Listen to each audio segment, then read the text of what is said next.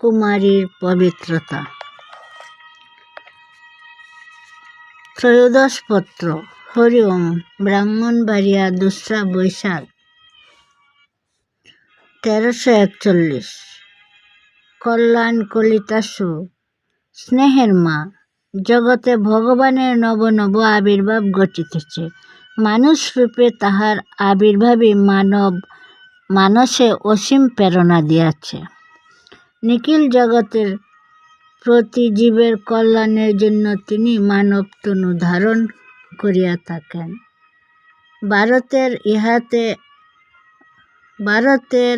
ইহা এক অতি বৈশিষ্ট্য অনুভূতি।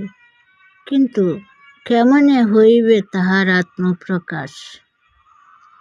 যদি কতকগুলি দুশ্চরিত্র ব্যক্তির ঔরসে বারংবার তাহাকে মাতৃগর্ভে যাইতে হয়, যদি কতকগুলি অসতী নারীর গর্ভেই তাহাকে 10 মাস 10 দিন কারাযন্ত্রণায় ভোগ করিতে হয়, যদি অসংযত স্বভাবা চঞ্চল চরিতা দূষিত কর্মে আসক্তা রমণীর গর্ভ হইতে তাহাকে ভূমিষ্ঠ হইতে হয়।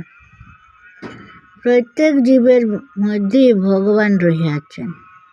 প্রত্যেক জীবের ভিতর দিয়াই তিনি নিজেকে বিকশিত করিবার লীলা খেলিতেছেন।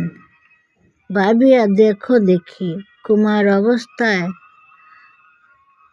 হইতেই জগতের প্রত্যেকটি ভবিষ্যৎ জননীর কেমন পবিত্র দেবী স্বভাব হওয়া প্রয়োজন। সমগ্র জগতের শ্রেষ্ঠ মানবেরা তাহাদের মায়ের জীবনের পূর্ণ পবিত্রতার ধ্যান ও অনুধ্যান করিয়া করিয়া জগতের গুরু হইয়াছেন। তোমার কুমার জীবন এমন পবিত্র হোক যেন তাহার ধ্যানে নিখিল জগতের প্রতিটি মানবের কুশল হয়। ইতি আশীর্বাদক স্বরূপানন্দ।